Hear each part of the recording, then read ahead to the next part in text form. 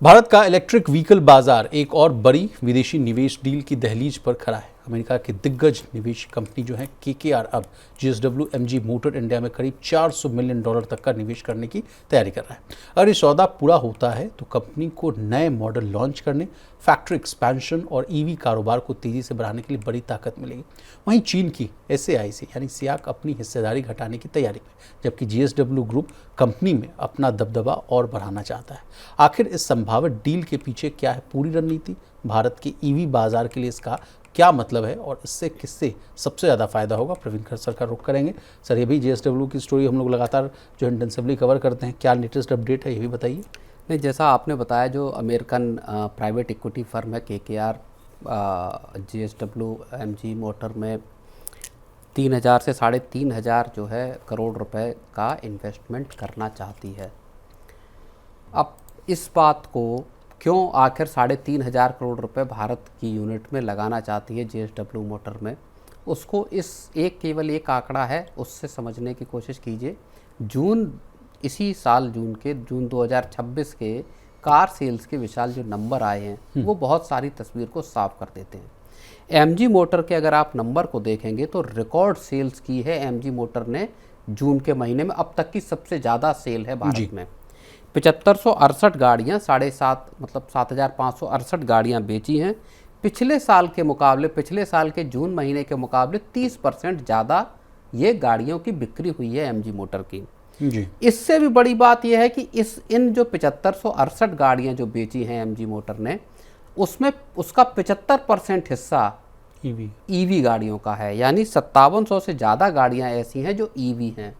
और KKR ने दरअसल इसी चीज़ पर दांव लगाया है। भारत की जो EV की जो ग्रोथ स्टोरी है EV व्हीकल की, उस पर भारत पर दांव लगाना चाहती है। और MG मोटर का EV का गाड़ियों का पोर्टफोलियो जो है या सेल्स जो है वो बेहद स्ट्रॉन्ग है विशाल। ओके। और सर देखिए ना, इसमें भी फिर से मैं दोहराना चाहता हूँ कि जो EV पॉलिसीज़ जो है तमाम स्टेट्स भी जो लाती हुई नज़र आ रही है, उनका भी पुश यही है कि देखिए हमारी जो देश है या प्रदेश है, ये सबसे बड़ी समस्या इसी से जूझ रही है कि पर्यावरण, स्वास्थ्य संबंधित जो रोग हैं वो बढ़ते हुए जा रहे हैं। तो तमाम सरकारें यही कह रही हैं कि धीरे धीरे हम लोग रोल आउट कर रहे हैं, या तो हम लोग जो है CNG WNG वाली बात तो पुरानी बात होगी सर, अब सीधे EVs की बात हो रही है।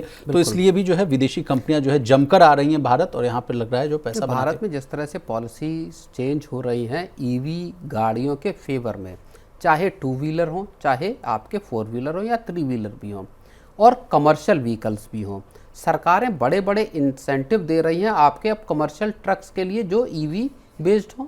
1 लाख का इंसेंटिव है सर बिल्कुल, या आपके फ्लैक्स फ्यूल के या हाइड्रोजन वाले हों, इन पर बड़े इंसेंटिव्स का सरकारें ऐलान कर रही हैं।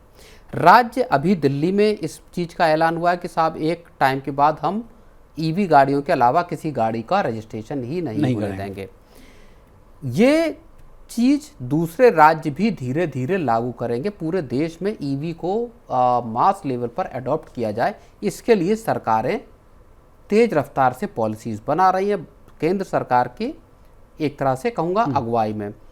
और एक बड़ा फ़ायदा इस चीज़ का ये है कि जो देश की जो ऑयल पे डिपेंडेंसी है आपकी विदेशों पर, वो यहाँ पर उसमें बड़ी ज़्यादा गिरावट आ सकती है।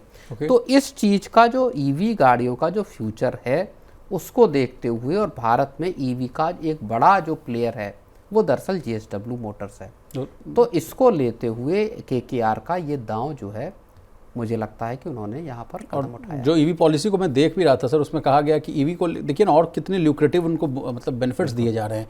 कहा जा रहा है रजिस्ट्रेशन फीस माफ़ हो जाए, तमाम तरह के जितने भी जो खर्चे हैं उनसे आपको जो है मुक्त कर दिया जाएगा। बस सिर्फ आप बता रहे थे कि इंश्योरेंस वाला पैसा लगेगा, बाकी एक्स शोरूम जो कीमत है उस पर आपको गाड़ी मिल जाएगी। 30 लाख तक का अगर कोई गाड़ी है सर तो उसमें बहुत अच्छे ज़्यादातर गाड़ियाँ 30 लाख के भीतर ही आ जाती हैं अगर आप लग्जरी सेगमेंट में न जाएँ। और 15,000 करोड़ के आसपास का केंद्र, माफ़ कीजिएगा, ये मंत्री साहिबा जो हैं वो कह रही थी कि उसका इन्वेस्टमेंट आएगा, क्योंकि इसको अदर साइड ऑफ स्टोरी समझिए सर, खाली EV आने से नहीं होगा, EV को लेकर जो इंफ्रास्ट्रक्चर डेवलपमेंट्स होंगे उन पर भी जो अच्छा खासा पैसा लगेगा, और वहाँ भी रोजगार और तमाम तरह के डेवलपमेंट की अपॉर्चुनिटीज़ हैं।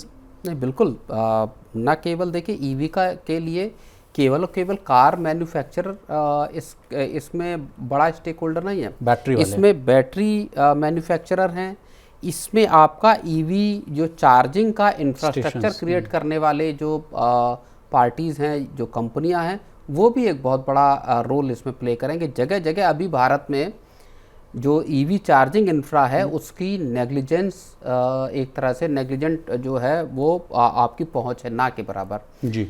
इसमें बड़े विस्तार की गुंजाइश है पूरे देश में। तो जैसे जैसे कारें लोग खरीदते जाएंगे उनके इंफ्रा की भी ज़रूरत बढ़ती जाएगी और वो पूरे देश में फिर उसको अपनाया जाएगा। तो ये एक बड़ा मास जो है वो अपॉर्चुनिटी है इन टर्म्स ऑफ इन्वेस्टमेंट के लिहाज से भी। सर, तो मास अपॉर्चुनिटी है तो सर केकेआर के अलावा भी कोई और कंपनियां आ सकते हैं? जैसे अबू धाबी वाले हम लोग कई चीज़ डिस्कशन करते थे, या बहुत जो बड़े धना सेठ हैं वो भी आ सकते हैं भारत के? बिल्कुल, तमाम ग्लोबल जो पीई फर्म है, वेंचर कैपिटल फर्म है, वो तमाम इस सेक्टर में, भारत चूँकि दुनिया का दूसरा तीसरा बड़ा कार मार्केट है जी, तो ये जाहिर तौर पर एक प्रॉमिसिंग इन्वेस्टमेंट अपॉर्चुनिटी है बड़े मास लेवल पे बिजनेसेस के लिए। और सर घरेलू कंपनियों को भी जो है रैंप अप करना होगा अपने आप को, कि वो भी जो है इस जो डिमांड है उनको वो मीट कर सके।